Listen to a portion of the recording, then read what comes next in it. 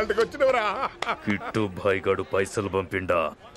బిడ్డ అయ్యో ఇంటికాడ మాట్లాడుకుందాంపా. ఇంకా పంపలేదా నా కొడుకు? చల్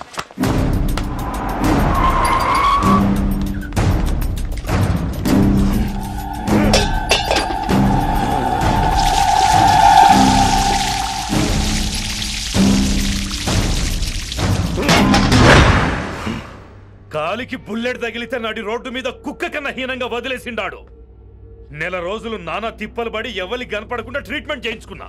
గది సరే నాయన, ఇప్పుడు ఎట్లనో చెప్పు. 3 స్టేట్లు మారి 10 ఊర్లు తిరిగి ఇంటికి చేరినా. ఏం చేస్తానే వచ్చినావు గజ్జాలు నాకు. ప్రాణాలు తెగించి దందా చేసేది మనం. ఆ నా కొడుకేమో మన మీద పైసలు సంపాదిస్తుండు.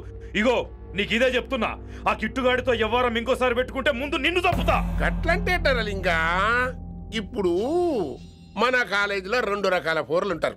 ముందు బెంచ్లో కూర్చునే పోరలు, వెనక బెంచ్లో కూర్చునే పోరలు. ముందు బెంచ్లో కూర్చునే పోరలు ఏం చేస్తారు? ఎప్పుడెప్పుడు పైకి వస్తామా అని కష్టపడతారు. ఛాన్స్ వస్తే విదేశాల్లో సెటిల్ అవుతారు. అంటే మనకి ఇట్టుగా టైప్ అన్నట్టు. ఇంకా 2వ రకం వెనక బెంచ్లో కూర్చునేటోళ్ళు. వాళ్ళైతే ఏం చెయ్యరు, మందిని బెదిరిస్తా ఏదో ఒక దంద చేసి ఉన్న ఊళ్ళోనే బతుకుతారు. అంటే మన టైప్ అన్నట్టు. అరే లింగా, గా కిట్టుగాడు షెడ్డీలు వేసుకున్న సంది నాకెరక. అరే కిట్టు చేయకూడదామా అంటే, అరే తూ బ్యాంకునే లూటి చేద్దామనేటుడు గదిరా అని రేంజి. నీకు జన్మలో సిగ్గురా. నీ లెక్క వెనక బెంచిలో ఆన్ లెక్క ముందు బెంచ్లో కూర్చునే రకం కాదు.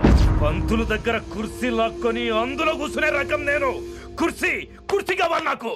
మీరిలా పట్టుకోవడం అవసరమా? పట్టుకోపోతే పడిపోతాను విన్ని. పట్టుకుంటే నేను పడిపోయేలా ఉన్నా. ఆల్రెడీ పడిపోయావుగా. అయ్యో దేవుడా, వర్షం వచ్చేలా ఉంది.